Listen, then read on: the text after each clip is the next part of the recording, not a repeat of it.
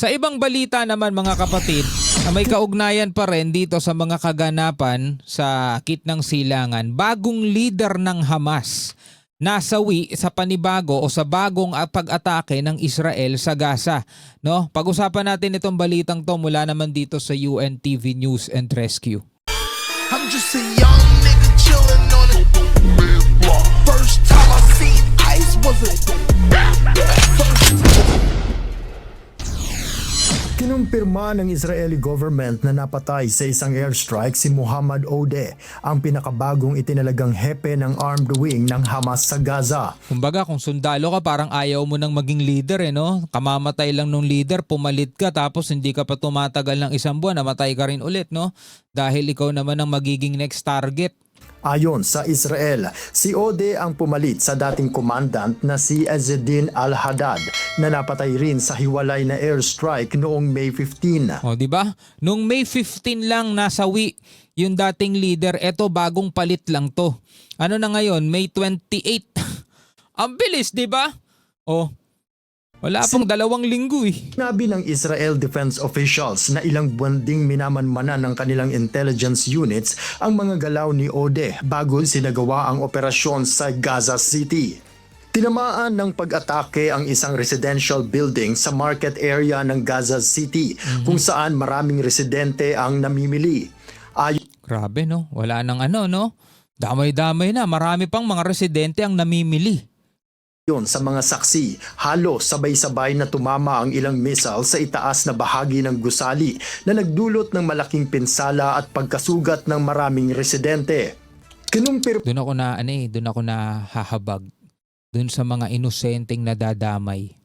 Rin ng Hamas na kasama sa nasawi si Odeh at kanyang asawa at 2 nilang mga anak. Grabe no, pati mga bata.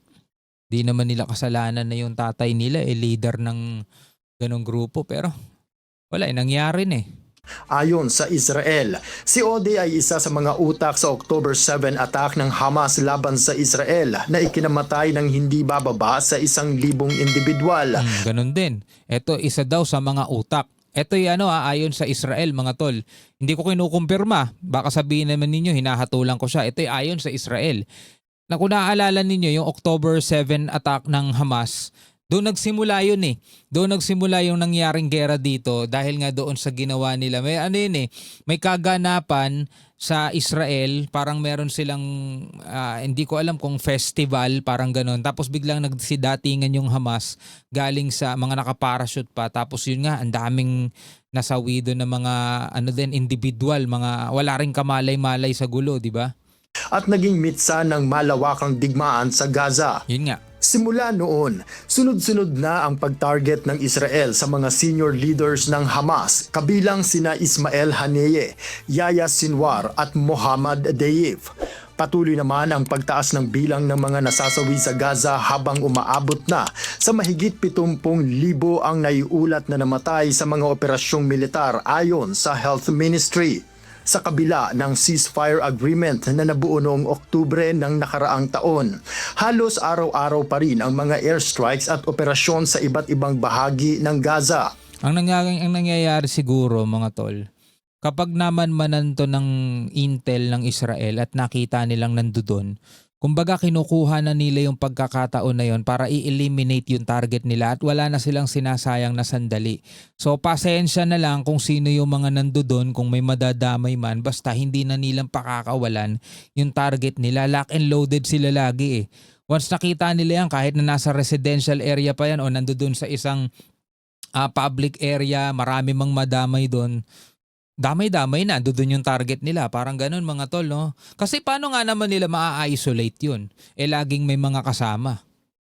Inaakusahan ng Hamas ang Israel ng paglabag sa tigil putukan at pag-target sa mga sibilyan habang iginiit naman ng Israel na may karapatan itong targetin ang mga miyembro ng Hamas. Samantala, nananatiling nakabinbin ang mga susunod na yugto ng Buti sana kung ang ginagamit ng Israel yung mga sniper lang kasi isa lang talaga pwedeng target nun. Pero ang ginagamit kasi nila mga tol, nakakalungkot eh. Airstrike. Kung saan talagang, alam mo yun, pag may tinamaan at may mga malapit na tao sa paligid, damay talaga. ng US-led peace plan para sa Gaza dahil sa hindi pa pagkakasundo sa usapin ng disarmament at pamahalaan sa teritoryo. Noel Ano ang inyong masasabi tungkol sa mga to, mga tol? No? Nakakalungkot man isipin na yung mga maliliit, mga musmus, mga walang kamalay-malay, nadadamay para sa isang taong tinatarget ng kanyang mga kalaban. No? Ano ang inyong masasabi tungkol dyan, mga tol? Meron ba tayong masasabing kumbaga parang ma-justify natin yung bagay na yon? Comment kayo sa ibaba.